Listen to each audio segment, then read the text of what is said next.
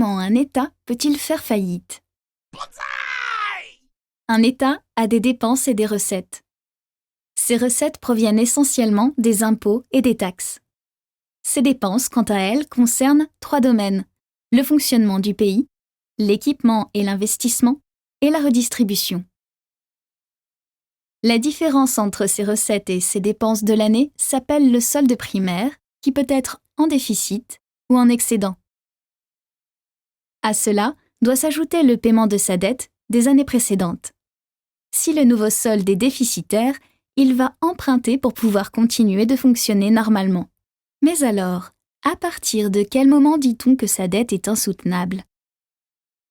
D'abord, on regarde le rapport entre le PIB, indicateur de richesse du pays directement lié à la croissance, et le poids de sa dette.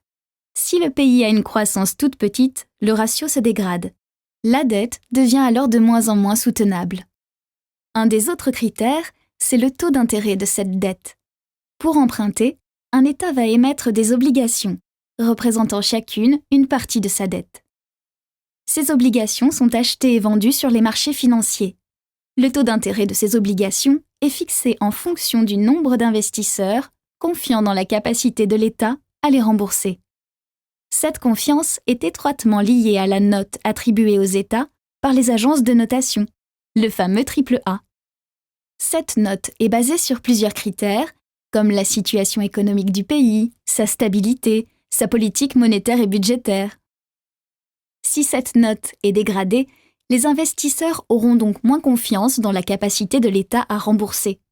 Ils ne vont plus vouloir acheter de la dette. Le taux d'intérêt va alors augmenter, ce qui alourdira le poids de la dette à payer chaque année. Pour stabiliser sa dette publique globale, l'État doit alors dégager chaque année suffisamment d'excédents primaires. Mais si la dette de l'année précédente est trop importante, ou si les taux d'intérêt sont très élevés, l'État peut se retrouver dans l'incapacité de rembourser cette dette sans souscrire un nouvel emprunt. Cet emprunt va créer une nouvelle dette pour les années futures et va dégrader sa politique budgétaire et ainsi potentiellement sa note attribuée par les agences de notation. Les taux d'intérêt vont de nouveau alourdir la dette et un nouvel emprunt apparaîtra. La dette publique globale va alors croître d'année en année comme une énorme boule de neige qui pourrait entraîner le pays vers la faillite.